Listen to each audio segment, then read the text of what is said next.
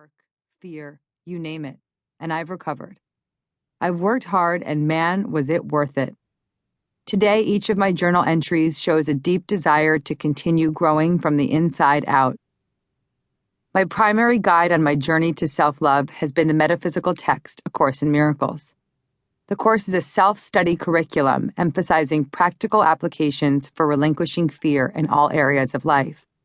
The course's unique thought system uses forgiveness as the road to inner peace and as a guide to happiness.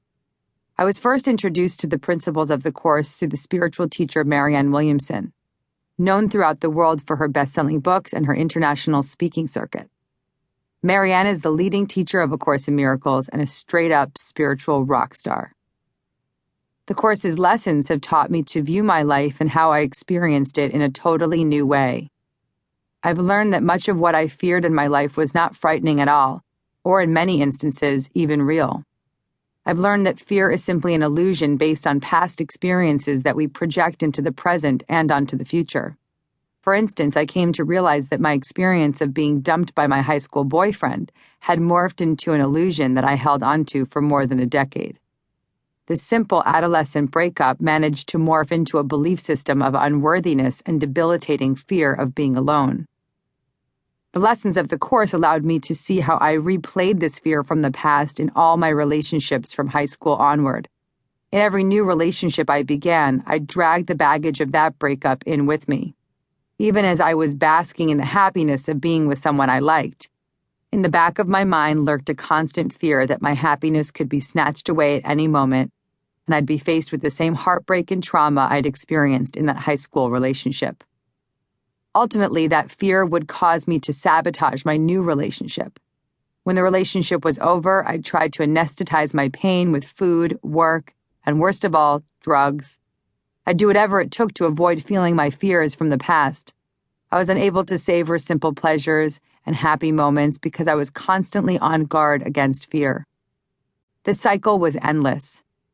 I'm thankful that the course taught me that the fear I had been lugging around for so many years wasn't even real, that it was just an illusion I'd created and was projecting onto my current experiences. Once I experienced this realization, I was able to work through the fear. The more I committed to this new belief system, the less I replayed my past in the present. In time, I began to release those fears and witness miraculous changes. This realization was revelatory in that I'd awakened to the fact that if I stuck to the course's plan, I could truly relinquish my fearful patterns. Admittedly, when I first began reading the course, the language and many of the concepts were extremely foreign to me. Each time the text would refer to God or the Holy Spirit, I'd totally freak out. But ultimately, I came to realize that getting bogged down with semantics was a silly distraction. What mattered most was the guidance the course had to offer me at a time when I needed it most. The words were just a vehicle to all the valuable lessons that were available within its pages. I learned that what really mattered was how relevant the course's teachings were to my life and my absolute willingness to be guided to change. It was with that burning desire for change that I set out to purchase the course to begin with. Upon entering my local bookstore, I noticed the sturdy-looking dark blue book with the title A Course in Miracles scrawled in gold lettering across the cover. Instead of being daunted by it, I found the thickness of the volume inviting and reassuring. So much so that I smiled as if I'd received a wink from the universe as I grabbed the book off the shelf. Then the most auspicious thing happened. The book literally dragged me to the counter. No joke. I physically felt the book dragging me to the register. It felt strange and yet oddly comforting. Intuitively, I knew I was in for something good. I bought the book immediately and walked out of the store. As I stood on a busy New York City street corner, I flipped the book open to its introduction and read, "This is A Course in Miracles. It is a required course. Only the time you take is voluntary. The course does not aim at teaching the meaning of love, for that is beyond what can be taught.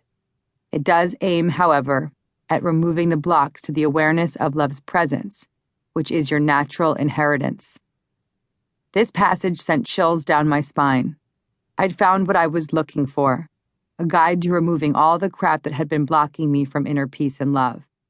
In that moment, I made a commitment to myself to become a student and a teacher of the course.